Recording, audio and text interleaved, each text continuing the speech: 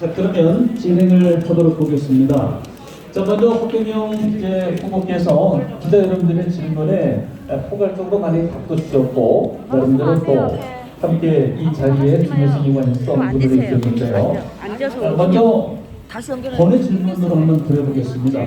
허경영 후보께서 지금 생각하시는 우리 대한민국의 시대 정신은 무엇이라고 생각하시는지요? 여러 시대 정신이 많은데 우리는 지금 현재 대한민국은 이 청년들에게 어떻게 빨리 결혼시키고 취업시키고 대한민국은 결혼하지 못하고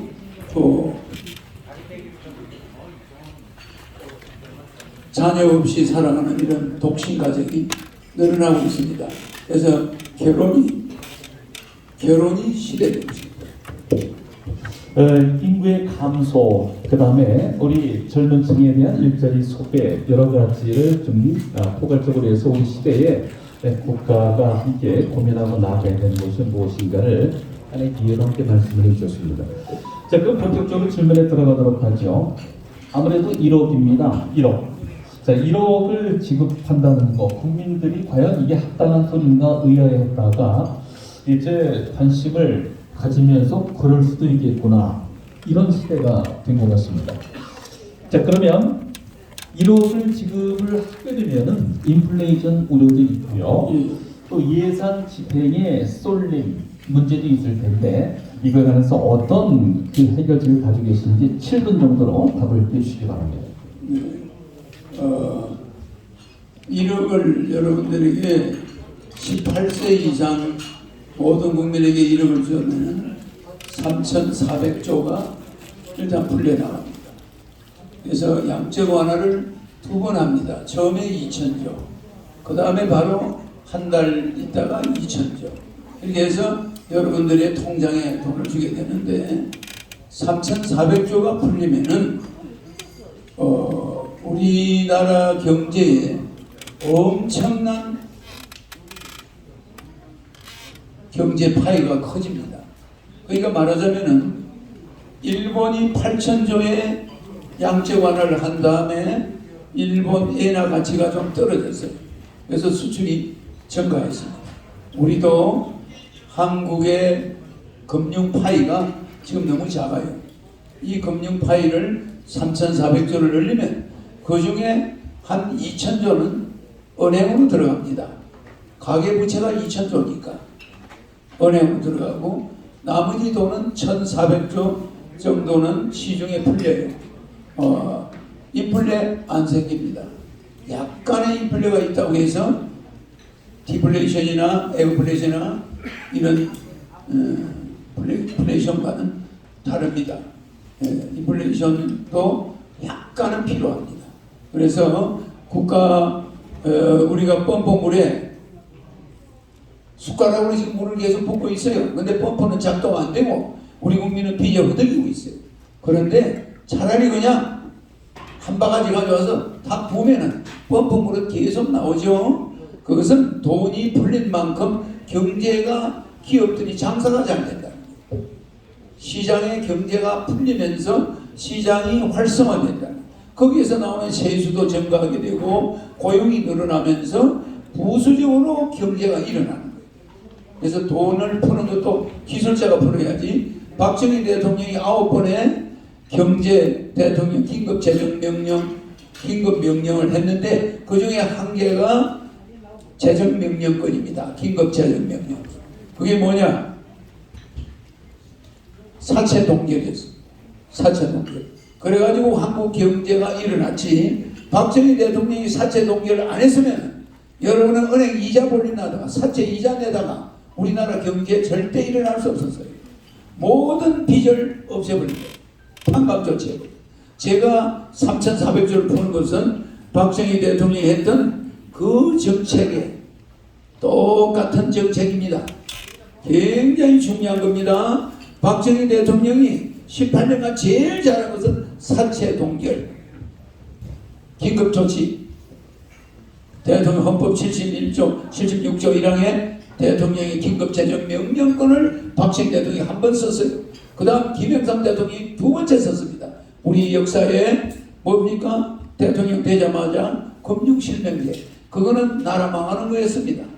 앞으로 저는 대통령이 되면 금융실명제는 즉각 폐지하고 부동산 실명제도 즉각 폐지합니다.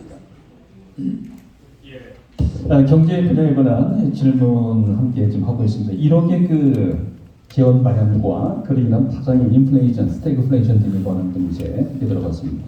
이런 또 얘기가 있습니다. 18세 이상에게는 150만 원을 별도로 더 지급하겠다. 평생인데요. 네. 이건 어떤 근거로 말씀하시는 건지. 여러분들이 직장을 다녀와서 알지만은 우리나라 근로자 2천만 명의 근로자 중에서 2,400만 근로자 중에서 정말 월급 받아가지고 적자 안 나는 사람은 한 5%밖에 안 됩니다. 나머지 2천만 명 이상이 전부 적자예요. 그래서 월 150만이 나오면은 생활이 안정이 됩니다. 그리고 직장을 쫓겨나더라도 부부가 300이 나오니까 결혼 생활을 유지할 수가 있어요. 그런데 또 주택자금 2억에다가 결혼하면 1억을 주니까 3억을 주니까 굉장히 생활이 좋아집니다. 그래서 월 150이 적은 돈이 아닙니다. 부부 300만, 어머니 아버지가 440 이렇게 나오면은 자식들의 비용이 부모님한테 덜 들어갑니다. 지금은 자식 하나를 바라보고 두 부모가 계시고 딸 하나를 바라보고 장인 장모가 있어요. 두 사람이 만나면 어머니 아버지 장인 장모 요양병원비만 400만 원이야. 근데 두 사람이 벌어봐야 애들 교육시켜야지, 부모님 부양해야지 생활이 안 돼요. 이런 구조로 계속 가면은 대한민국 국민들은 전부 신용불량자, 금년에 신용불량자가 한 700만 명이 나올 겁니다. 그럼 이렇게 나라가 위태로워가지고 이게 되겠습니까? 이 해결책은 천재적인 지도자, 예정된 지도자, 공약으로 30년간 삼상정책으로 입증이 된 사람, 내 걸 모든 정치인이 모방하고 있다는 것, 그것만 봐도 이미 미래를 꿰뚫어보고 정책을 만들었던 사람이에요. 내가 제일 주장한 게 저출산, 그것이 30년 전에 미쳤다는 소리. 저 사기꾼 같은 놈 1억을 무슨 돈으로 주냐, 국민한테 왜 사기치냐. 내가 사기꾼입니까? 아닙니다. 사기꾼은 대통령에 못 나갑니다. 맞습니다. 그런 사람이 미래에 마치 율곡이가 10만 양백론을, 아니 평화로운 시기에 저놈이 왜 군대를 만들려고 저 미친놈이 어디 있냐, 저 율곡이 저놈 미친놈이 어디 있냐. 아니 이렇게 평화로운데 무슨 일본 놈이 쳐들어와. 그렇지만 임진년에 쳐들어왔죠? 마찬가지입니다. 제가 그때 저출산을 소리 높일 때 저놈 사기꾼 1억을 무슨 돈으로 준다고 이렇게 사기를 치냐. 맞죠? 이번에는 그 현재 사회적으로 문제가 되고 있는 청년들 일자리 문제, 4차 혁명에 기반으로 해서 일자리가 많이 없어질 수밖에 없는 그런 구조적인 문제가 있습니다. 아울러서 대기업을 비롯한 일부 중소기업까지 노조의 갈등이 계속 존재하고 있는데요. 후보께서는 이 문제를 어떻게 해결을 하시려고 하시는지요? 일자리 문제를 해결할 만한 정치인은 나는 본 적이 없습니다. 대한민국 국민의 빚 해결 만한 정치인도 본 적이 없어요. 제가 이번에 대통령 되면은 국민의 빚 싹 없어지게 되죠. 그 다음에 일자리 문제 깨끗하게 정리됩니다. 어떻게 되냐? 여러분은 정규직을 고집하죠? 비정규직을 80% 만들어요.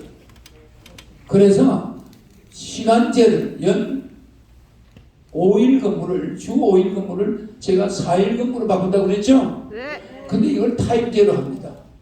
시간제로 하니까 직장이 늘어나요. 무슨 말인지 알겠죠? 고용 비용은 적게 들어가고 사람은 자주 로테이션이 됩니다. 그래서 비정규직 시대, 서양처럼 비정규직이 많아지는 시대를 만들어서 고용이 자유롭고 직장이 이 직장 저 직장을 얼마든지 올마다 하며도 수입이 보장되는 그런 시대로 들어갑니다. 근무 시간은 적고 수입은 늘고 실업자는 100% 없어지고 자신 있습니다. 또 러시아로 북한으로 진출하면서 엄청난 고용이 늘어납니다. 네, 일자리 쉐어 등등에 관련된 그 연장선까지 말씀을 들어봤습니다. 여가부 폐지를 지금 윤석열 후보 야측에서 주장하고 있고 여측인 이재명 후보는 준소, 그 심상정 후보, 안철수 후보의 경우는 더 보완 필요하다, 강조가 필요하다 하는데 이에 관해서 어떤 견해를 가지고 계십니까? 여가부 폐지도 제가 여가부가 만들어지자마자 주장했던 거예요. 그리고 여가부를 결혼부로 만들어야 된다. 여가부를 폐지하고 결혼부를 신설해서 우리는 결혼 못하는 청년들 또 여성들 문제를 신속히 해결해야 하면 우리는 앞으로 인구 절벽에 부닥친다. 뭐 지금이라도 빨리 해야 된다 이랬죠. 그래도 그 결혼부 안에 뭐 여성부, 남성부, 청년부, 유아부 뭐 이런 게 있어요. 그래서 여가부만 별도로 있는 나라는 세계에 없습니다. 그래서 이건 당연히 폐지돼야 되고 여성을 마치 약자로 보는 것도 잘못된 거예요. 그래서 여성 가정보다 이거는 제가 폐지한다 했는데 윤석열 후보가 또 여야 후보가 그런 걸 모방했죠. 저하고 똑같이 했어요. 그러니까 국민들은 나는 텔레비 안 내주니까 마치 그 사람이 최초로 이야기한 줄 알아. 그대로 내 걸 모방했기 때문에 법적인 절차를 밟고 있습니다. 또 하나 이재명 후보도 그래요. 국민들 월급 주겠다. 200만 원. 그 내가 200만 원 준다는 공약을 옛날에 해가지고 특허 내놨습니다. 지식 특허 내놨죠? 네. 거기에 엄연히 있는데 나라에 돈영령이나 도둑놈이 많다는 말은 내 말을 할 때 이재명 후보가 허경영 씨가 이 말을 했다. 그렇게 이야기했어요. 근데 여가부 폐지한다거나 군인들 200만 원씩 월급 주겠다. 뭐 이런 이야기 할 때는 허경영이 한 말이다 말을 안 하더라고요. 무슨 말인지 알죠? 남의 특허권을 침해했어. 그래서 그런 걸로 해서 내 공약을 그냥 내가 청소년들 2030한테 인기가 좋으니까 내 거를 송두리째 여야가 가져가고 있습니다. 언론은 막아놓고 왜 진짜가 나타나면 짝퉁들이 들통나니까 진짜가 텔레비 나오면 이거 끝장이다 이거. 맞습니다. 허경영이가 텔레비 나와서 1억 주겠다. 원래 150만 원 주겠다. 결혼하는데 3억 주겠다. 뭐 애 낳으면 5천만 원 이러면 그냥 짝퉁들은 전부 끝장나는 거야. 그러니까 간이 그 사람들은 콩할 만해요. 지금도 내가 여기서 이렇게 하니까 그 사람들은 간이 콩할 만해. 왜? 민간방송 그건 무슨 방송이었죠? 시사링크 TV에서 그 여론조사 했죠? 그 홍영영이 24% 나오고 이재명 후보가 4% 차이더라. 그러면 내가 지금 지지하는 사람이 얼마나 많다는 겁니까? 그 사람들은 민간 유튜브 방송들이 여론조사 한 거 아닙니까? 제 여론조사가 어떤 데는 24% 나오고 지금 현재 신문사들이 하는 거는 5.6% 나오고 뭐 그러죠? 실제 내 피부로 느끼는 여론은 상당합니다. 그래서 내가 이번에 대통령이 되나 안 되나 한번 보세요. 제가 지금 절대 후보들의 가족이나 후보들의 아내나 이런 사람에 대해서 인신공격을 한 적이 없어요. 나는 내 정책만 주장하는데 내 정책을 도둑질 해놓고 방송에 못 나오겠다 해요. 그러면 진짜가 나타나면 짝퉁들이 들통나는 겁니까? 그래서 나를 두려워하는 겁니까? 다 나는 알고 있어요. 내가 만약에 나와서 정상적으로 TV 토론을 할 경우 또 여론조사를 각 신문에 넣어줄 경우 감당이 안 되거든. 감당이. 국민들은 지금 뭐하고 있는지 압니까? 허경영 후보가 텔레비 토론에 한번 나오는 거 보고 싶다. 이게 대세예요. 허경영 후보가 TV에 한번 나오면 이상스럽게 시청률이 몇 배가 올라가는 거. 시청률 허경영 별명이 시청률입니다. 지금 허경영이 이야기하는 거 시청률으로 그 허경영. 그러면 왜 시청률을 기다리고 있을까요? 국민들이 어느 방송이든 허경영만 나갔다면 시청률이 몇 배가 뛰어요. 그건 내가 지금 거짓말 합니까? 아닙니다. 지금 이렇게 국민들이 열광해서 보고 싶은 사람을 뭐 보게 만들고 심장이 콩닥콩닥 간이 콩할 만해 있겠죠? 네. 저는 간이 바일만 해요. 네. 네. 대통령이 될 사람이니까. 예, 그만한 걸 갖추고 있습니다. 모든 질문에 여러분의 질문에 갖추고 있지 않은 게 없어요. 예. 지금 유튜브 접속의 수가 또 그만큼의 관심을 대신 마련해주고 있는 것 같다는 생각도 드는데요. 코로나 관련돼서 지금 시대에 많은 아픔과 어려움이 있습니다. 자영업자들 문제가 많이 거론이 되고 있는데 이 자영업자들을 위해서는 어떻게 하실 생각입니까? 우리 OECD 국가 중에 유럽들이나 평균 준 것이 9천만 원입니다. 평균 코로나 때문에 업주들한테 준 게 9천만 원에서 1억인데 나는 1억을 주겠다는 거죠. 근데 여야 후보는 우리 한국은 1,000만 원, 500만 원 수준에 거쳤어요. 10분의 1. 그게 자영업자들 한 달 임대료도 안 되는 데가 많습니다. 또 종업원들 부산 월급도 안 돼요. 그런데 지금 우리나라에 제일 곤란한 사람들이 자영업자인데 진퇴양난. 나가 앞으로 계속 장사를 하면 더 빚을 지고 장사를 안 하면 거지가 돼요. 빚쟁이가 달라들어가죠. 왜? 뭐 권리금부터 피해보는 게 너무 많은 거예요. 그러니까 이게 나갈 수도 없고 물러서면 죽는 거야. 가족은 거기다 목을 메고 어머니 아버지 그 아들만 바라보고 있는데 그 아들이 가게가 코로나 때문에 문 닫아라 뭐 해라 장사 안 돼요. 이런 진퇴양난에 있는 우리 국민들 우리 외면하고 있습니다. 정치인들은 절대 이거 남의 일이 아닙니다. 그래서 나는 1억을 주지 않는 겁니다. 1억을 주면은 18세부터 1억을 주면은 보통 가장이 몇 억이 들어와요. 자기 아내, 와이프, 아들, 딸 한 4억은 들어오잖아요. 코로나 벗어나갈 수 있습니다. 피해본 거 메꿔질 수 있어요. 그거를 뭐 이 장사 얼마 손해배서 너 얼마 이러면 그 사람들이 그게 말이 됩니까? 눈에 안 보이게 손해보는 게 많습니다. 계산할 수 없는 게 너무 많아요. 손님이 없어서 손해보는 거. 이 코로나 때문에 많은 국민이 어려우니까 우리 수출은 코로나와 관계없이 하고 있으니 국가에서 벌어들이는 수입에서 우리는 코로나에 일정 부분 국민에게 써야 됩니다. 그래서 국민의 그동안 진 빚을 2,000조를 갚아주겠다는 거예요. 가계부채가 약 1,900조 됩니다. 이걸 내가 해결해줘야 1년에 100조의 이자가 나갑니다. 이 1년에 100조의 이자가 나가는데 일본은 이자가 없어요. 그러니까 일본 국민과 기업들은 이자 부담이 없는데 우리는 코로나 전국인데다가 이자는 내야 돼. 1년에 100조를. 그러면 이 1년에 100조가 안 나가고 시장으로 한번 들어간다고 보세요. 갚아버리고 2,000조를 갚아버리고 이자를 안 내고 그것이 시장에 100조가 매년 투입되면 경제가 일어나. 이 사람들은 이 돈이 투입된 이후에 경제 이 빵이 커지는 걸 몰라요.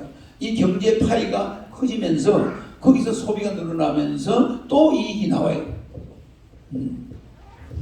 네, 그 코로나 자영업자 희생에 관한 문제에 관해서 말씀을 들어봤는데요.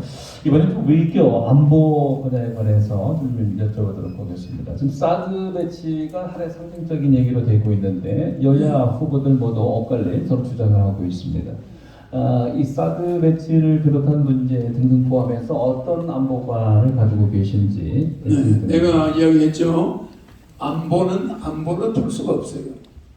안보는 경제로 풀어야 됩니다. 내가 여러분들 이 삼성그룹을 컨트롤하고 박 대통령한테 경제적인 자문을 말씀드릴 때 제가 하는 말에 다 탐복했습니다. 탐복 행복에다 성공했어요. 무슨 말이냐면 안보는 경제로 풀어야 됩니다. 우리가 경제를 살리고 이렇게 2,000조를 빚을 갚아주고 이렇게 하는 경제가 좋아지면 국민들이 안보가 좋아집니다. 그래서 우리는 사드를 1,000번 만번 첨가하고 강화시켜도 북한에서 내려오는 미사일은 옛날 미사일이 아닙니다. 연동형 미사일이 미사일이 오다가 방향을 지 맘대로 바꿔요. 그러니까 여기서 사드가 쏘면 옛날에는 맞출 수 있었는데 신형 무기에는 사드가 소용이 없어. 무슨 말인지 이해가죠? 그래서 사드를 아무리 늘려놔 봐야 인천공항에 미사일이 떨어져서 비행기 인천공항이 폐쇄돼 버리면 우리는 해외로 여러 가지 문제가 많이 생깁니다. 고립되죠. 근데 그 인천공항이 북한하고 붙어 있어서 사드가 1000대 10,000대가 있어도 그걸 막을 수가 없어요. 거기서 떴다면 떨어져요. 이해가죠? 그렇기 때문에 제일 먼저 대구 지역에 대구 대전 지역에 대형 공항을 만들어야 됩니다. 국제공항을. 또 부산 가덕도에 대형 국제공항을 만들어놔야 돼요. 또 광주 지역에 대형 국제공항이 만들어져야 됩니다. 이 전시를 위해서 이 5개 세계적인 대공항을 왜 한반도에 많이 만들어야 되냐? 사드가 중간 지점에 있습니다. 대전권에. 그러면 이 사드가 올라가서 막으면 그 뒤쪽에 공항들이 있어야 돼요. 유사시에 우리는 공항이 폐쇄되는 일이 있어서는 안 되겠다. 그래서 우리는 전시 체제에 공항 체계를 갖추겠다. 그리고 또 하나는 북한과의 안보 문제로 경쟁하지 않겠다. 우리는 북한이 경제가 증가할 수 있도록 무조건 퍼주는 게 아니라 북한 경제가 점점점 우리가 40대 1인데 독일처럼 동독 서독처럼 3대 1 정도는 돼야 남북의 긴장이 완화됩니다. 전쟁이 안 일어납니다. 이렇게 40대 1 이럴 때는 2판 4판으로 전쟁이 날 수가 있어요. 그래서 배고픈 사람들이 무슨 짓을 할지 모르니까 우리는 점점 원산항을 빌리고 청진항을 빌리고 나진항을 빌리고 선봉을 빌려서 북한과 경제 교류를 활성화하고 군사적이나 정치적으로는 교류하지 않습니다. 어떤 협상도 하지 않습니다. 말하자면은 남북 연방이니 이런 거 하면은 그냥 북한으로 넘어갑니다. 그렇기 때문에 북한과의 어떤 정치적 협상은 없고 다만 경제적 협상. 누구 나라를 원산을 이만큼 개발해 주겠다. 홍콩을 만들어 주겠다. 거기서 세금 받아라. 또 예, 경제적인 무게 중심의 이동으로 안보의 새로운 균형감을 찾아보겠다라고 하는 신선한 그런 답변. 또 유엔 본부를 판문점을 가져옴으로써 내가 30년 전에 주장한 거예요. 유엔 본부를 판문점 가져오는 게 제일 쉬워요. 그걸 가져옴으로써 유엔 부담금이 한민족이 그 돈을 쓰게 됩니다. 그 돈이 또 유엔 돈이 적지 않습니다. 이러기 때문에 미국이 유엔을 가지고 있는 한 전 세계가 유엔 부담금을 안 냅니다. 그 그냥 우리한테 원조도 안 주는데 우리가 왜 그런 걸 내냐 이러니까 한국이 유엔 본부를 가지고 있으면 강대국들이 내야 됩니다. 프랑스도 내고 영국도 내고 미국도 내고 러시아도 내고 유엔 분담금이 어마어마하게 거치. 우리나라 예산보다 만 몇 배가 거쳐요. 그럼 우리나라는 어마어마한 국제관계 일을 할 수가 있고 유엔이 있음으로써 남북 전쟁 위협은 사라집니다. 이래서 무슨 사드로만 방어할 수는 없습니다. 사드는 기존 미군이 늘리든 말든 우리는 관여할 필요가 없어요. 그러나 우리나라가 나서서 사드를 전개할 때 이거는 중국과의 관계가 문제가 되기 때문에 수출 1위 국가입니다. 중국이. 그러니까 우리는 사상과 이념을 떠나서 경제적으로 중국과 인연이 되어 있어요. 이것을 소중히 생각해서 무기를 늘려서 안보를 하겠다 이런 생각은 안 됩니다.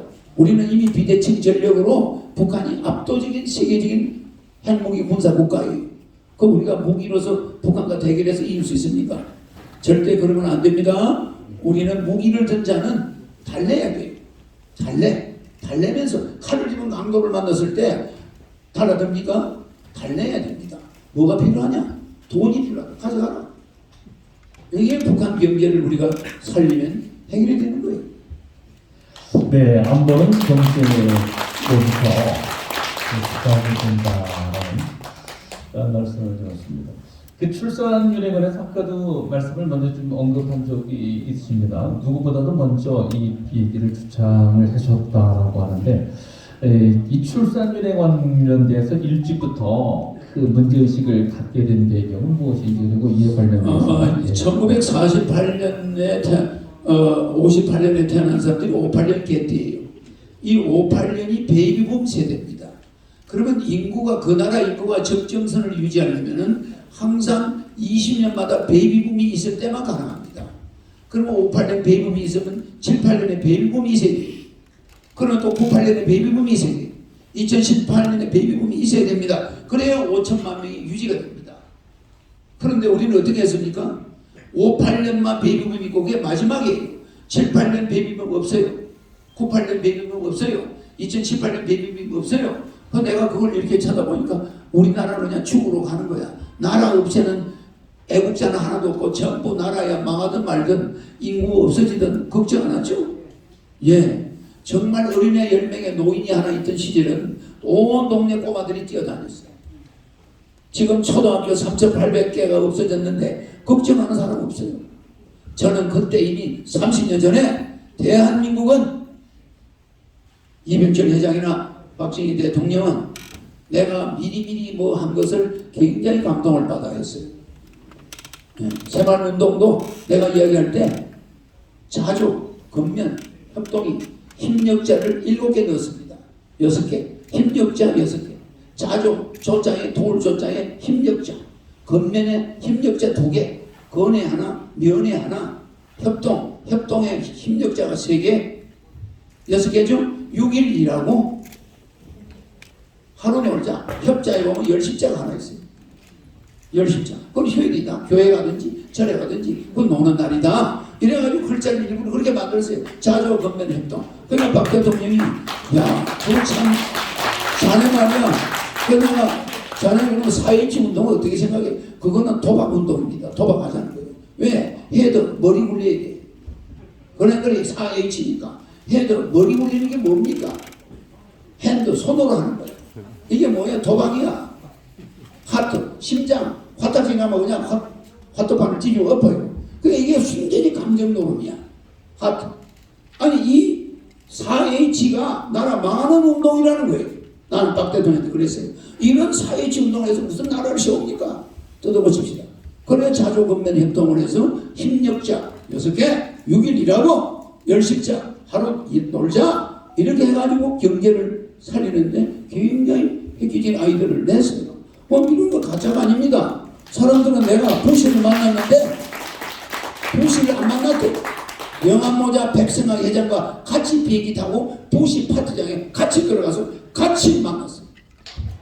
그 사람 증언했습니다. 그런데도 재판부에서 저 사람 부시 안 만났어요. 거짓말을 했어요. 이번에 트럼프 만났는데 트럼프가 안 만났대요. 그 사진이 가짜래요. 진짜 사진이. 5월 5일날 2018년 5월 5일날 트럼프 대통령하고 마주서서 사진 찍고 가짜가 아니잖아요. 이런 것을 전부 가짜라는 거예요. 아니 이병철 회장은 내 초등학교 선배입니다. 우리 학교에 1회생이고 나는 38회 나하고 38년 차이죠. 그런데 위 회장님이 내보다 38살이 많지만은 어쨌든 그 이 회장님이 내 초등학교 동기고 내 집안의 이 회장님이 누님이 우리 숙모님이에요.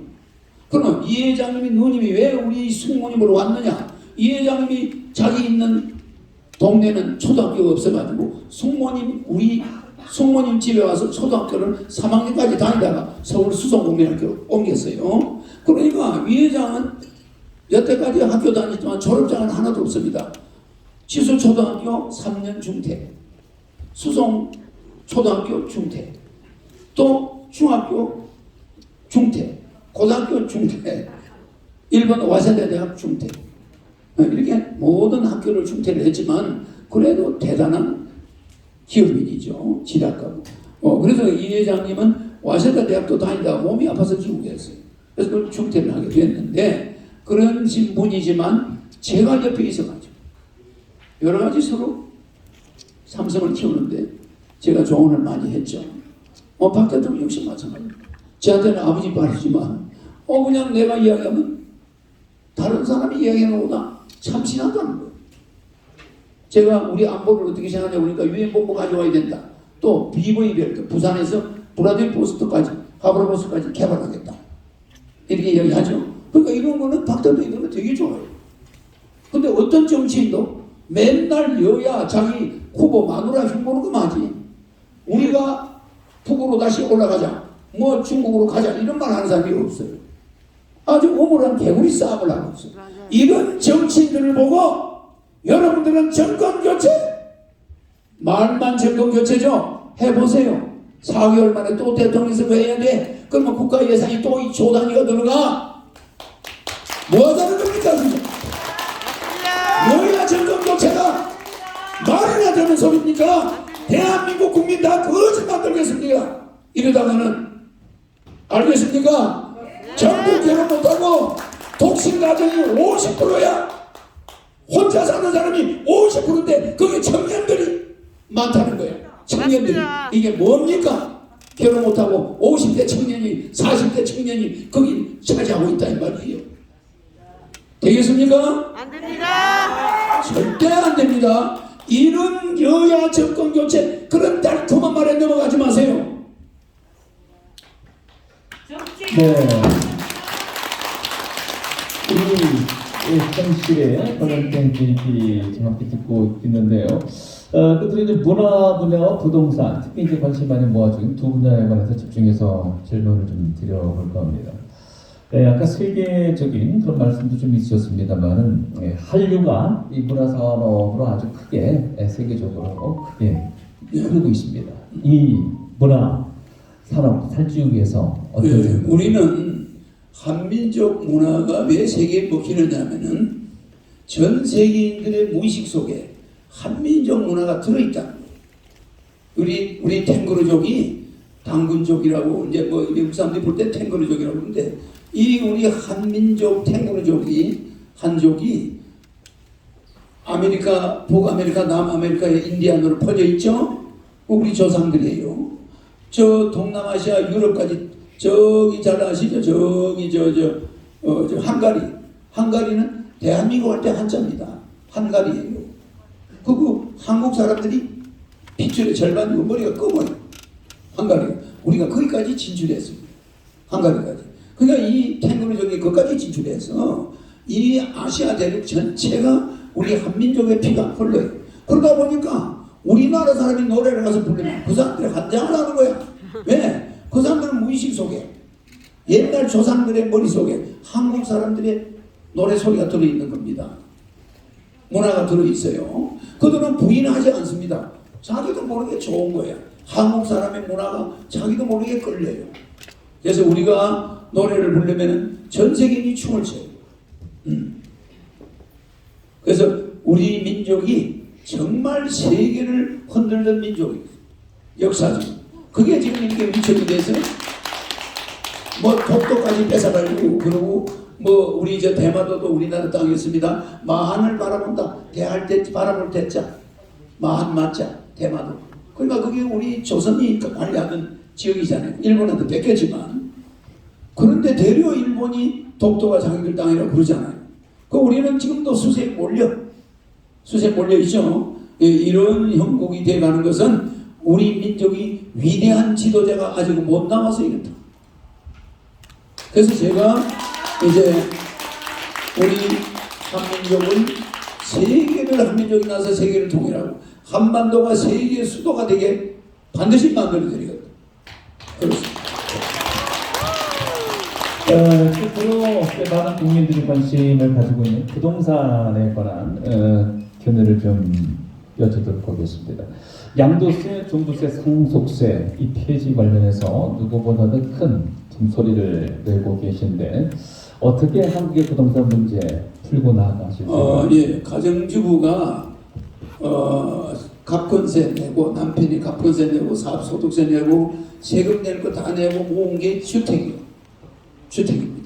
세금 낼 거 다 내고 모은 게 주택이에요. 절약해서 그 주택이 가만히 있는데 그 주택을 이용해서 돈을 버는 게 아닌데 세금을 거두는 것이 재산세죠. 그래서 중산층까지는 재산세를 폐지하겠다.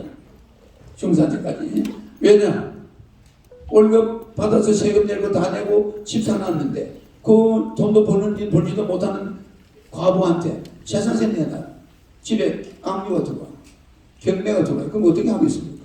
이래서 재산세는 자동차 보유세와 재산세는 폐지되게 된다. 자동차는 탈 때 기름 넣으면 세금 나고 그 다음에 주택은 그걸 임대를 낳거나 뭐 수입이 생긴다면 세금이 나와야죠. 가만히 있는 주택에는 세금이 없다. 그렇게 해서 주부들이 이 재산세, 양도소득세 그 재산이 물가만큼 좀 올라갔다 해서 그거를 양도세를 받아낸다. 있을 수 없는 겁니다. 그거는 주부가 그 집안의 재산을 늘려가는 과정이야. 그 늘려서 재산이 좀 늘면 또 사업을 하잖아. 이기 때문에 자본주의 국가에서 재산세를 받는다. 중산층한테.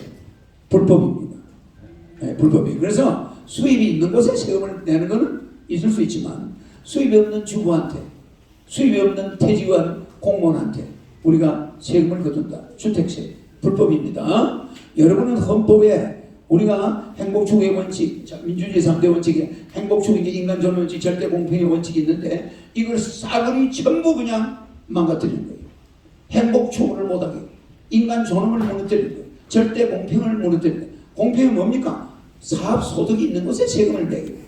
가만히 있는 주택에 왜 세금을 내요? 이게 민주주의 3대 원칙, 또 자본주의 3대 원칙이 있어요. 계약자유의 원칙, 과실책임의 원칙, 소유권 절대 원칙. 소유권은 자기 것입니다. 내 소유권에서 국가가 이익을 보면 안 돼. 내가 이 주택을 가지고 있는데 소유권을 국가가 야 인마 사용료 내놔, 세금 내놔 안 됩니다. 소유권 절대 원칙이 있어요.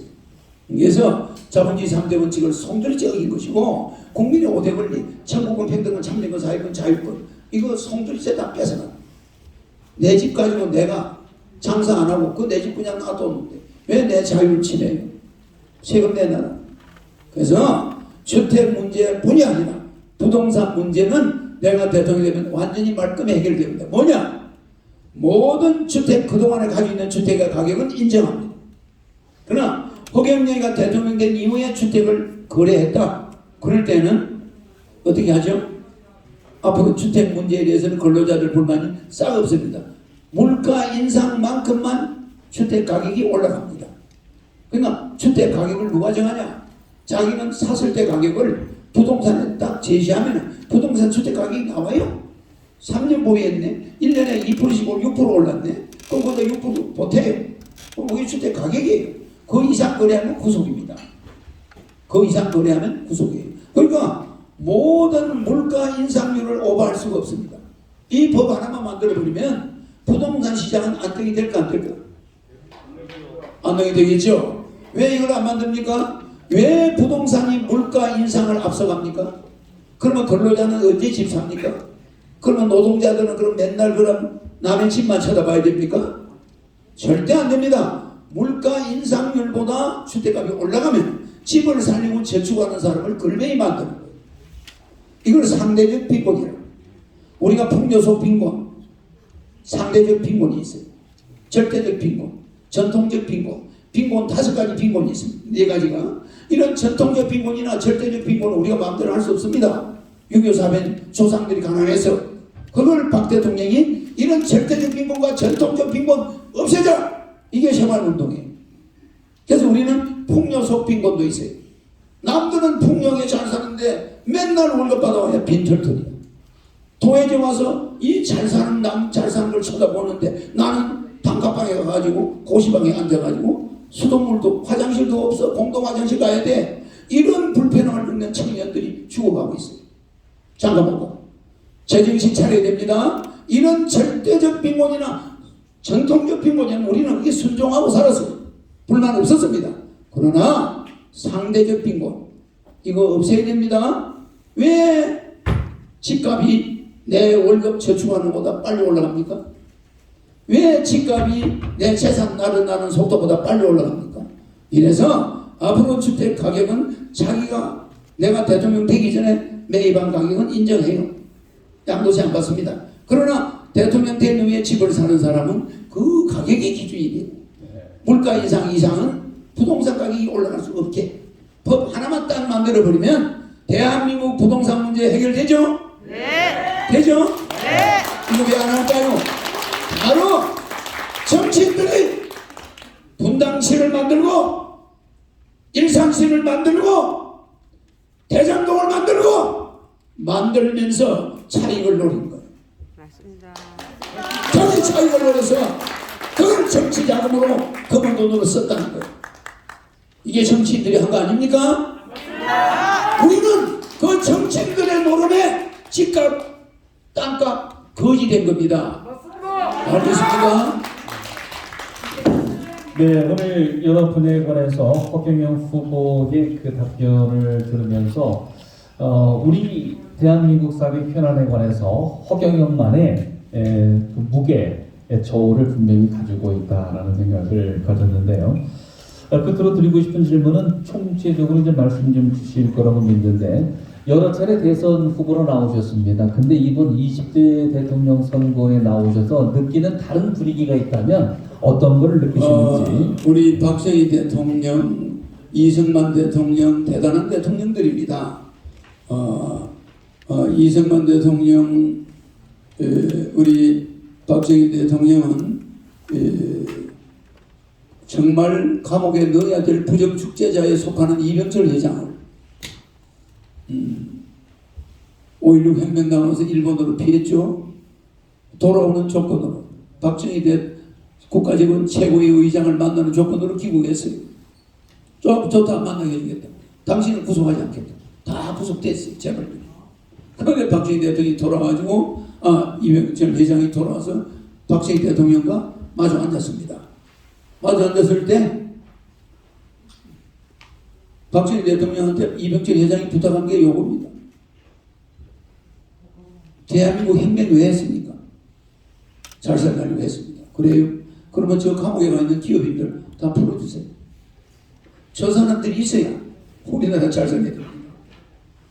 설사 잘못한 게 있더라도 저들이 있어야 의장님이 대한민국 경제 살릴 수 있습니다. 가만 들어보니까 이 회장 말이 일리가 있거든. 그렇잖아요. 그래, 도둑질을 하는 놈이 돈 잘 번다, 이 말이죠. 그래서 깨끗한 사람들은 대학교 교수나 해야지 돈 못 번다, 이겁니다. 그래서 박 대통령이 가만 들어보니까 이 회장 말이 일리가 있다. 좋아요. 그럼 다 풀어줄 테니까 당신 우리나라 경제 살 수 있어요? 그 당신 이런 경제연합회 회장 해가지고 한번 살려봐요. 이래가 이병철 회장이 바통을 이어받아가지고 다 풀려나와요. 다 풀려냈죠. 그래서 경제연합회 초대 회장이 됐죠. 그때는 경제연합회가 아닙니다. 그냥 경제인, 전북 경제인회죠. 그래서 그 회장이 된 다음에 박정희 대통령이 그 이병철 회장과 굉장히 그것이 공감을 했어요. 그 다음부터 그 채널이 열린 겁니다. 그때부터 이 회장님과 박 대통령이 채널이 열렸지, 뭐 혁명하는 사람 박 대통령이 이병철 회장을 왜 만나겠습니까? 그래서 대한민국이 이만큼 발전한 것은 그러한 부동산 정책 하나 해결 못하는 이런 거 재벌들에게 배울 점도 있어요. 재벌들 말을 들어야 돼. 부자는 전부 다 잡아라. 이렇게 지금 좌파 세력이 이런 식으로 나간다거나 우파 세력들 무조건 부자 편만 들고 노동자들은 필요 없어. 이거 안 됩니다. 저는 어떻게 보면 국민 배당을 주니까 제일 좌파고, 또 상속세 폐지, 재산세 폐지 이런 거 주장하니까 최고 우파입니다. 그래서 좌파 우파로는 이 나라 못 구합니다. 좌파 우파 정권 교체하면 맨날 국회에서 싸워요. 박근혜 대통령이 왜 저렇게 됐습니까? 여소야대 때문에 저렇게 된 겁니다. 그러나 야당이 지금 대통령이 되면 정권 교체가 대통령이 여소야대가 아니라 그때보다 따블입니다. 이쪽은 200명이고 저는 100명이에요. 바로 탄핵 들어가면 바로 통과되고요. 하루면 통과됩니다. 이런 전국에 정권 교체 거기 빠져가 미쳐서 투표 잘못 찍지 말고 돈 받는 거, 실용적인 거, 어떻게 해야 대한민국을 살리느냐, 경험 있는 사람, 한국의 재벌을 최초로 만들어낸 허경영, 새마을운동 최초로 건의한 허경영, 그런 사람, 방통대 만들어가지고요 졸업자가 100만 명이 넘습니다. 그런 아이디어 내는 사람, 저 비브이벨트 부산에서 저 하브라모스크 블라디보스토크까지 한민족에 나가서 개발하고, 저 만주 우리가 제 옛날 우리 국민이 온 저 몽고, 우리의 고향 몽고 쪽으로 우리가 북쪽으로 진출해, 저 바이칼 우리 진출해, 여기 갇혀가지고 맨날 이제는 남의 후보자 마누라까지 흉을 보고, 이거 얼마나 한심한 작태입니까? 나는 후보자 자신도 욕하지 않습니다. 정책 가지고 논하는 거지. 이것도 그들, 나는 그 사람들이 좋은 부인 하나는 잘 만났다고 생각해요. 부인 하나는. 나 그런 사람이에요. 왜 여기 부인들 비방합니까? 그게 무슨 선거에 도움이 된다고 남의 가정을 파괴합니까? 그거 한 인간의 어머니예요. 부인은 그렇지 않습니까? 어떻게 인간의 어머니를 비난합니까? 설사 주부들이 잘잘못할 수 있죠. 후보자의 정책을 가지고 싸워야 되는 거 아닙니까? 그런데 중앙선관위는 토론 지침을 마련하지 않는 거예요. 여러분 토론할 때 사사로운 사적인 걸 비난한다거나 가사 문제를 가지고 비난하는 것은 허용치 않겠습니다. 정책만 토론합시다. 좀 이런 규정 만들면 안 됩니까? 정말 눈 뜨고 못 봐요. 이거 나라 망하자는 겁니다. 우리는 한 민족이에요. 한 아버지의 피를 받은 사람들인데 형수 욕하고 뭐 남의 마누라 욕하고 이러면 됩니까? 그렇지 않습니까? 우리는 절대로 남을 비난하거나 후보자의 아내를 비난하거나 이렇게 해서 대통령 난 안 합니다. 그런 대통령 안 해요. 어디까지나 인간 이재명, 인간 윤석열, 안철수, 심상정 존경하는 마음으로 서로 토론해야 됩니다. 그래서 개인적인 사생활에 대한 비난 이거는 불법이에요. 이거는 국민의 기본권, 3대권, 국민의 기본 3대 우리 국민의 권리, 3대 권리, 생존권, 소유권, 평등권. 생존과 소유권, 평등권에 침해되는 거예요. 국민의 5대 권리 중에 자유, 5번째 자유권, 언론, 출판, 집회, 결사, 종교, 사상, 표현, 양심 이런 자유. 아니 자기가 무슨 종교를 믿든 무슨 무당을 가까이 하든 무슨 상관이 있습니까? 그게 언론, 출판, 집회, 결사, 종교, 사상, 표현, 양심의 자유. 그 양심의 자유, 종교의 자유 지 마음대로 하는 거예요. 왜 거기에 대해서 비난을? 나는 이런 불법 천지, 이런 무법 천지의 한국 대통령 선거를 비난하는 거예요. 개인을 비난하는 게 아니에요. 오히려 우리 국민들이 이번에도 정신 못 차리고 또 무슨 정권 교체에 쏙 쏘가지고 넘어가면은 뭐가 나오느냐? 탄핵 정부, 촛불 시위. 그냥 나라도 5년간 여러분은 죽어가는데 코로나에다가 또 촛불 시위에다 전염병을 덮어줘. 나중에는 코로나 환자가 50만 명, 100만 명, 그냥 국민 전체가 코로나 환자예요. 알겠죠? 절대 대통령 후보 토론 지금 하는 거 불법입니다. 지금 대통령 토론 기기의 좀 문제점 함께 우리가 느낄 수 있는 그런 시간이었다면 보람이 있을 줄 믿습니다. 지금까지 20대 대통령 선거 국가혁명당 허경영 후보님의 단독 정책 토론 방송을 함께 했습니다. 함께 해주신 시청자 여러분께 감사를 드리고요. 특히 해외에 계신 동포 여러분께도 감사를 드립니다. 질문을 하나 받아봐야 그럴까요? 끝으로 유튜브 관련돼서 유튜버들께서 질문 제 말을 듣고 네. 궁금한 게 있으면 한 사람이라도 질문해서. 저 맨 뒤쪽에 한 분이 계신데 마이크 전했습니다. 말씀해 주시죠. 네, 안녕하세요. 조현남입니다. 예. 네, 국민 여러분의 살림살이를 어떻게 하면 더 나아질 수 있을까요? 이 질문 하나만 드리겠습니다. 네. 그러니까 지금 여야 정권 교체는 국민들의 살림살이가 나아질 가능성은 존재하지 않습니다. 지금 국민의힘에서 주장하는 그 정책이 국회를 5년간 통과할 리가 없습니다. 국회 통과 가능할까요? 안 됩니다. 200명이 해줄까요? 안 됩니다. 안 해줍니다. 그러면 그 공약 아닙니까? 맞습니다. 그러나 허경영은 대통령이 되면은 바로 여러분을 행복하게 해줄 수 있습니다. 왜? 바로 대통령 국회 동의 없이 2달 안에 여러분한테 1억 줄 수 있죠? 네. 대통령의 헌법 76조 1항에 국회 동의 없이 신속하게 줄 수 있죠? 네. 그러니까 1억씩을 쫙 주고 나면은 150만 원 주는 거는 국회 동의가 있어야 되죠? 네. 그러면 허경영은 여당, 야당, 대통령 후보들한테 비례 정치 연대하죠? 그러니까 뭔가 연립정부를 만드는 거죠? 그러니까 윤석열 부통령, 명예부통령, 이재명 명예부통령, 안철수 명예부통령, 심상정 명예부통령 해가지고 그들이 받은 표만큼 표를 없애지 않고 바로 부통령으로서 장관 임명권을 줍니다. 나는 내가 받은 표만큼만 장관 임명하지 내가 권리 행사 안 합니다. 그러나 지금 법은 잘못된 게 대통령 당선자는 49%로 붙어놓고 51% 붙은 사람이 49% 붙은 사람을 꼼짝 못하게 그 표를 죽여버린다는 거예요.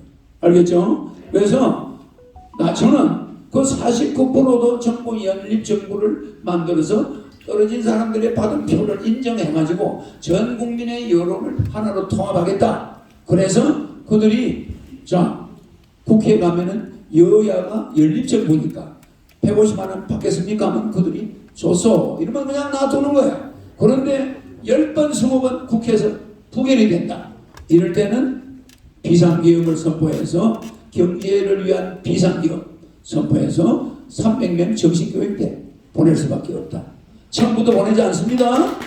정말 국민의 아픔을 외면하고 장가 못 가고 고시방에서 늙어 병들어가는 청년들을 방관하고 예면하고 이런 정신이 계속 작태가 될 때는 바로 국가 경제를 살리기 위한 비상기업을 선포하고 바로 300명은 정신교육대 들어가고 다시 100명을 뽑아가지고 무보수 매개직으로 이 내 공약을 착착 진행해 나갔다. 네, 여러분 다시 한번 힘찬 박수 한번 모아주시기 바랍니다. 여기 질문 한개 더 드리겠습니다. 지금 여기서 이제 거의 정리를 해야 되는 단계인데요. 키키스타 방송의 홍기동 기자입니다. 예. 안녕하십니까? 키키 방송. 키키스타 방송입니다. 키키스타 방송. 예, 지난번에 저희 방송에 오셔서 예. 시간 동안 방송 인터뷰 하셨습니다. 예. 후보님께서 이번에 사전 선거가 또 다시 진행될 예정으로 유튜브에 공명호 TV에서 발표를 했습니다. 분명히. 예. 지난번 오후 대선 부정선거, 또 국회의원 부정선거, 4.15 부정선거 이러한 등등들이 이번에도 사전 선거를 통해서 또 QR코드에 약 15%에서 27%는 이미 맞춰져 있다라는 이러한 공명호 TV 언론 보도가 있습니다. 사전 선거에 대한 부정선거에 대한 우리 국가혁명당 우리 허경영 대통령 후보님께서 대안이 있으십니까? 대안이 있죠. 여러분들이 사전 투표를 가능하면 안 해야 됩니다. 사전 투표 안 해야 되고 우리 투표 감시단들은 교육을 받아서 철저히 투표함을 확인해야 됩니다. 그리고 지금 투표함은 종이로 되어 있는데 알미늄 케이스로 바꿔야 됩니다. 종이 박스를 착착 교착이 좋게 해놨어요. 예, 그래서 알미늄 케이스로 바꿔야 되는데 이번 중앙선거가 그렇게 안 하겠죠? 예, 그래서 3월 달에 하는 대통령 선거는 언제나 부정선거였어요. 3.15 부정선거. 맞죠? 네. 이상스럽게 3월 달에 하는 선거는 위험해요. 3월 9일이죠 또? 그렇잖아요. 대통령 선거를 3월 달에 한 일이 없습니다. 근데 마침 이승만 대통령 선거를 3월 달에 했어요. 그 부정선거가 돼버렸어요. 맞죠? 그러니까 항상 대통령은 12월 9일인데 왜 그때는 3월 달에 했느냐? 지금도 3월 9일날 하죠? 이거는 부정선거 소지가 없다고 볼 수는 없습니다. 그러니까 가능하면은 여러분들이 투표용지를 여러 번 적어야 됩니다. 허경영 찍은 사람은 투표용지를 쪽파로 펴놓으면 안 돼요. 한번 팍팍 접어서 꼬개 가지고 넣어야 됩니다. 그런데 나중에 검수 과정에서 한 번도 적은 흔적이 없는 허경영 투표가 바로 나왔다. 가짜예요. 맞죠? 가짜 투표용지로 바꾼 거야. 내 투표용지를 싹 치워버리고 가짜 투표용지 색을 갖다 집어넣어. 알겠죠? 그렇기 때문에 앞으로 우리가 대통령 되고 나면 대통령이 선거에서 문제가 있을 땐 바로 투표함 보전 신청을 제가 들어갑니다. 그러니까 투표함을 뜯을 거 아닙니까? 판사가 딱 어느 지역을 딱 뜯어보니까 허경영 표가 전부 직선으로 펴져 있어. 저번 자국이 하나도 없어. 가짜 표죠? 알겠죠? 저번 표가 중간중간에 있어야 되는 거예요. 근데 아예 그냥 쌓여있어. 그거 가짜죠? 아주 숫자 세 가지 집어넣은 거예요. 숫자 맞춘 거죠? 그래서 가짜 투표는 금방 알 수가 있어요. 네, 알겠죠? 그 다음에 코로나니까 우편 투표 하자고 할지도 몰라요. 우편 투표는 응할 필요 없습니다. 그러니까 중환자들은 못 가니까 우편 투표 하겠죠? 그러니까 가능한 거는 숫자가 적은 게 좋아요.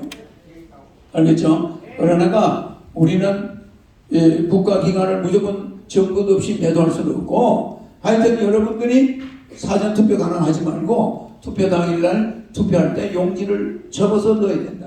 접은 다음에 손으로 싹 비벼가지고 그 자국이 남도록 투표함에 넣을 수 있습니다. 접어 넣어야 됩니다. 직선으로 이렇게 넣으면 안 됩니다. 꼬개 옛날에 할머니들이 돈 좀 달라고 그러면 여기 치마 밑에서 돈 나오죠? 그때 꼬개져 있어 안 꼬개져 있어? 그렇게 해서 넣어야 되는 거예요. 그게 나라를 살립니다. 어? 그렇게 딱 넣는데 만약에 내가 내 표가 수상합니다. 내가 한번 밝혀주세요. 선관위에 개표 신청하죠?